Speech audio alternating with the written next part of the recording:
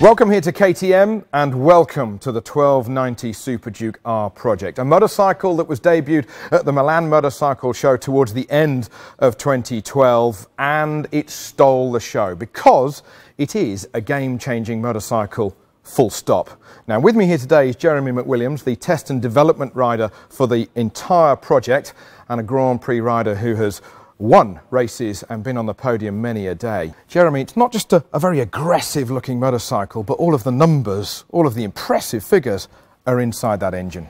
Yeah, phenomenal, Toby. The bike's producing 144 Newton meters of torque, which is quite incredible. So that obviously equates into a very, very fun riding experience. So, I mean, you can pull off in any gear, you can wheelie in any gear. This has got to be the torquiest bike you've ever ridden.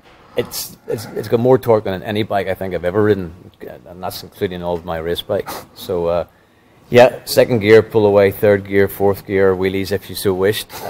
Not that I told you that. It does make a lot of fun. Obviously, we've been doing it behind closed doors on a racetrack, so we've been able to do whatever we want with the bike. But it has been a very, very, very pleasurable experience. A fun experience and a usable experience with a motorcycle that is super light as well.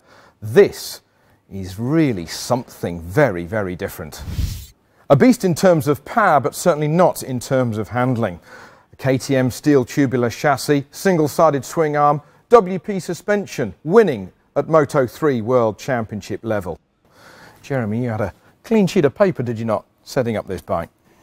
Yes, something very new to me. I had every geometry choice at my disposal, right down to damping rates, spring rates, even the ergonomic choice. The tire was designed around the motorcycle together with Dunlop.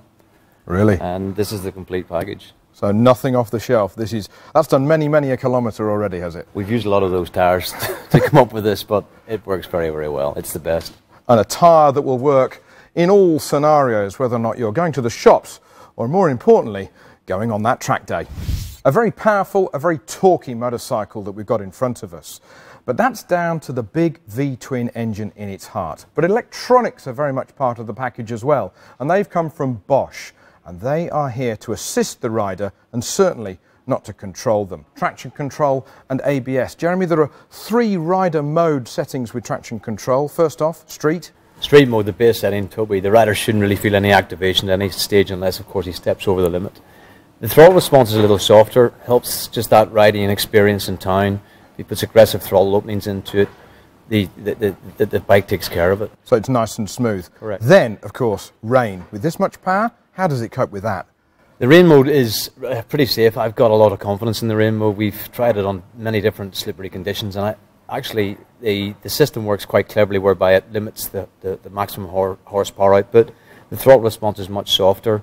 And of course, at minimal lean angles, we've got much more interruption from the traction control. Sounds very safe. But what a lot of people want to know about is sport and what you're best at out there on the racetrack. My favourite setting, obviously my favourite setting. We tried to come up with a setting that was as close as possible to having no traction control on whatsoever. So it's a much more involved ride. The connection from the throttle to the bike is much more direct. We can get a little bit of spin, a little bit of slip at maximum lean angles, but not too much unless, of course, you overstep the mark, you overstep the limit. We get activation. But I really love the sport mode, and I think would be my preferred mode on the track. Rather than turning the traction control off, as you can, I would keep it in the sport mode.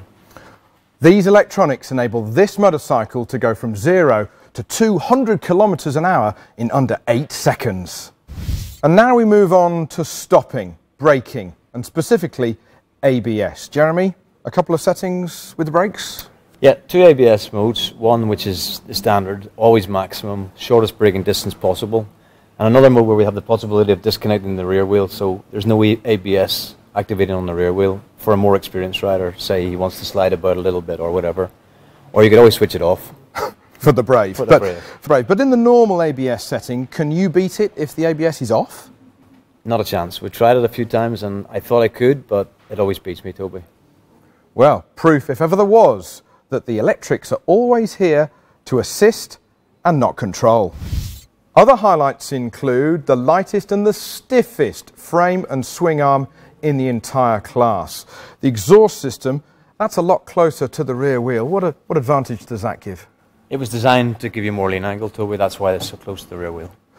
A slipper clutch is standard, long service intervals with the V-twin engine, and an entirely new power parts package just for this bike so that you can customise it to exactly what you want. So the 1290 Super Duke R really does cover all bases, from the racetrack to the road, with everything in between. I'm rather envious. You must have had a bit of fun doing this. Can you tell? I've ridden hundreds of motorcycles, and this comes right at the very top of my wish list, Toby. It's been enormous fun developing the bike with the R&D department, and I've had a ball. Now, if you want to know more about the 1290 Super Duke R, then log on to ktm.com.